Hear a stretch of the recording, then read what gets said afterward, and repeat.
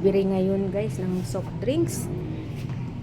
Guys, ayan guys. Mayroon na akong Coke mismo. Sprite.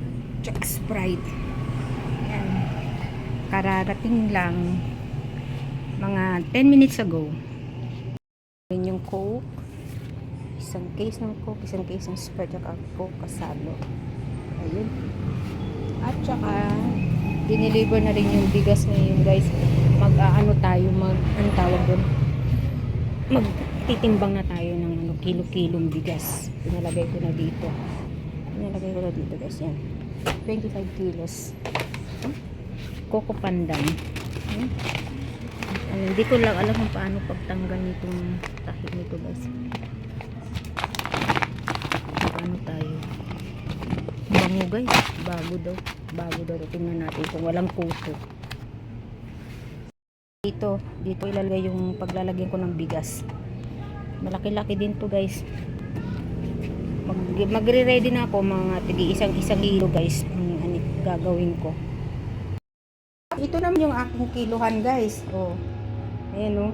Tagal ko nang ginagamit yan eh. Kita nyo? Oh. Ayan oh. Alam niyo nasa dyan yung 1 kilo. Ayan. Ilagay nga natin kung nasa tamang ano ba siya. Nasa tama, nasa 0.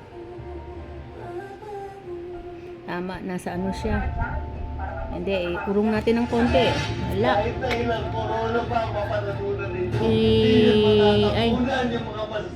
Ayan. Ilagay natin sa tamang timbang. Ayan. Ayan na guys, okay na. Ready na yan, mag-kilo-kilo na tayo. Oh, ito na yung bigas guys. Oh, ang ganda. Puti. Oh, tingnan natin kung mayroong mga kuto guys. Doble pa yung ano niya. Double pa yung pagkakatahi niya guys. Oh, ganda oh. Ang bango. Panda. Ang bango. Ang bango guys. Ang bango.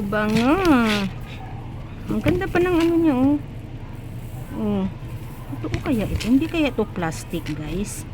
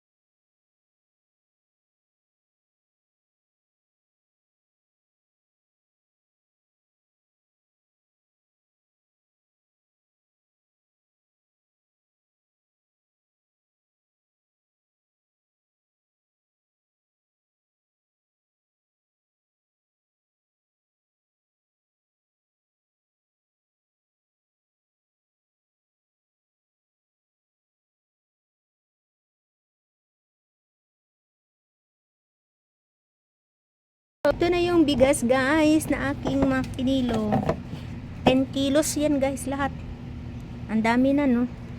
10 kilos lahat yan. Tagi 1 kilo yan. So ready na ako. Mayroon kasing naghahanap dito ng bigas. Talaga nasanay sila sa akin dito guys eh. Yan, mayroon na naman ako. Tapos mamaya guys, sasara ako ng maaga guys. Grabe init ko. Sobrang init. Grabe. Nakailang tubig na ako sa maghapon guys. Tapos yung tubig na iniinom ko medyo may konting lamig. Pero walang hindi siya yung may ice. Yung may konting lamig kasi pag hindi siya malamig guys, para akong hindi ako na nalalamigan. Nag-iiba yung pakiramdam ko. Tapos hinahaluan ko siya, pinapatakan ko siya ng yung lemon, yung tubig na iniinom ko. Yung tubig galing sa ref na malamig, yun ang nilalagay ko. Tapos kalahati nun malamig, kalahati hindi. Kaya dapat kailangan may konting lamig siya Kasi sinubukan ko yung hindi malamig guys, grabe hindi ako na hindi ako na nalalamigan sa katawan ko. So, ganun ang ginagawa ko guys. Ang dami ngayong nasa mall guys, mga nakaupo lang, magpapalamig lang talaga, sobrang init guys. Kaya ako mamaya na mga alas 6 ako magsasara ako ng maaga. Isang oras siguro ako mamimili, 6 to 7. Para malamigan ako mamaya, at least mamaya wala nang init. Tapos lagi ako nag-i-stay doon sa loob ng bahay, hindi dito sa tindahan, mainit, pati yung ilaw dito, mainit ang pakiramdam ko. Kaya pag tuwing may nagbumibili dito, nagbibili walang tao, ay inaagapan ko naman. Lumalabas agad ako. Ano yun? Ganun, labas agad ako. Tingnan yung ilaw ko guys. Ang ilaw ko ay solar light yan guys, ang ginagamit ko. So, kanina pa yan, mga alauna. Yan. Tuwing alauna ako nagbubukas ng ilaw hanggang sa pagdilim yung wala na masyadong liwanag. Hindi naman kasi walang liwanag, yung pag nakikita kong kailangan na niya ng yung totoong electric light na talaga, hindi na solar light. Ayan. So ayan, so dalawa na yung gamit ko yan, dalawang solar light yung gamit ko kasi ang una kong ginamit kanina, isa lang para makatipid din. Isang solar light yung ginamit ko, so maliwanag. So ngayon, siguro kanina pa itong mga isang oras na itong isa na binuksan ko. Kasi medyo medyo lumalabo na yung liwanag ng isang solar light. So ginagawa ko ganyan nga. Pinagtsatsagaan ko. Pagdating ng alas 5 or 5:30, yan, bubukas na ako ng talagang ilaw dito sa gitna. Yan. Yung ilaw ko sa gitna. Saan na ba yun eh? Ayun. Yan yung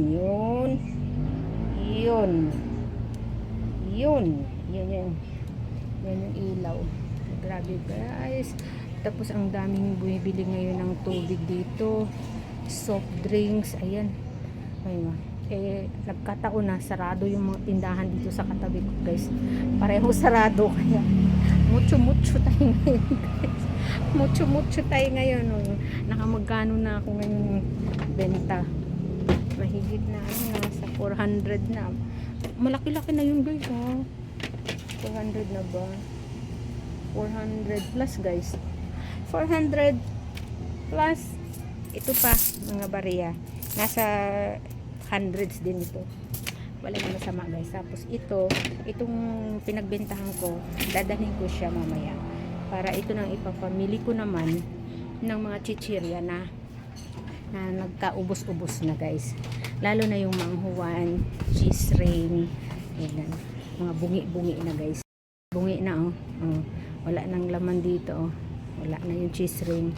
Tapos yung manghuwan ko guys, isang piraso na lang nawala na yung ito hindi masyadong mabentang kaya mas dinadamihan ko yung manghuwan, cracklings, at saka yung cheese ring.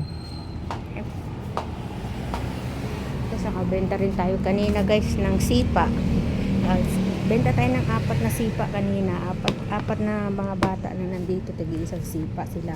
Tapos pogs lang, yan na lang ang natirang pogs ko guys. May bumili dito, gusto sana bilihin lahat ito. Sabi ko, sige. Tapos ayaw nung tatay, bumili na lang doon ng mga 27 pesos. Ayan, yan na lang, konti na lang. Ayan, thank you Lord. At unti-unting umaano na tayo, unti-unting nadadagdagan yung ating mga paninda, pero nadagdagan din naman yung ating kapital guys. Pinagbentahan ko nga doon sa bike ko, ginamit ko pandagdag kasi mahirap talaga guys ng hindi ako magdagdag hindi ko lang alam ngayon kung makakaipon na ako, kung pwede na akong hindi magdagdag. Kasi yung nakaraan kong tindahan kasi noon, umabot ako sa 25,000 na puhunan guys eh. Umabot siya. Nagsimula ako sa 4,000. dumami ng dumami guys yung paninda ko. Umabot na sa 20. After nung 25 wala na, stop na ako. Hanggang doon na talaga kasi nakaipon na ako ng mga sales. Hindi ko na nagagalaw yung ibang sales. Kung meron akong gusto bilhin, doon ako makuha. Meron pa rin natitirang mga sales ko. Hindi katulad ngayon guys na ubus-ubus talaga yung sales ko. Pinapaikot-ikot ko lang talaga. Yan, napagbentahan ko ngayon, ipamimili ko rin yan kinabukasan. Walang natitira sa sales. So naitatabi ko na yung mga tubo ko. Tinatabi ko talaga yung mga tubo ko guys. Saka ko na siya bilangin.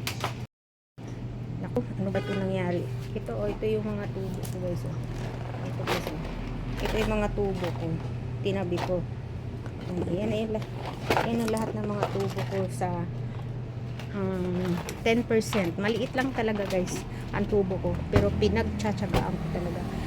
Ito, silyado. Nakalak talaga ito guys. Para itong yung bede na malaki. May butas dyan. Hanggat maaari ay puro mga papel ang ilalagay ko dito. Pero hindi maiwasan guys eh. Minsan may tubo kasi akong na 20 pesos. Minsan walang papel. Minsan ang tubo ko is 30. So may barya talaga dun. Andun yung mga ibang barya oh. Nandyan yung ibang barya oh. Mga tubo ko. So yun lang update ko guys sa araw na ito. Sobrang init guys. Thank you for watching sa aking vlog natin ngayon. Ang dami natin ginawa. Yan. Bye kasari. Bye sa lahat.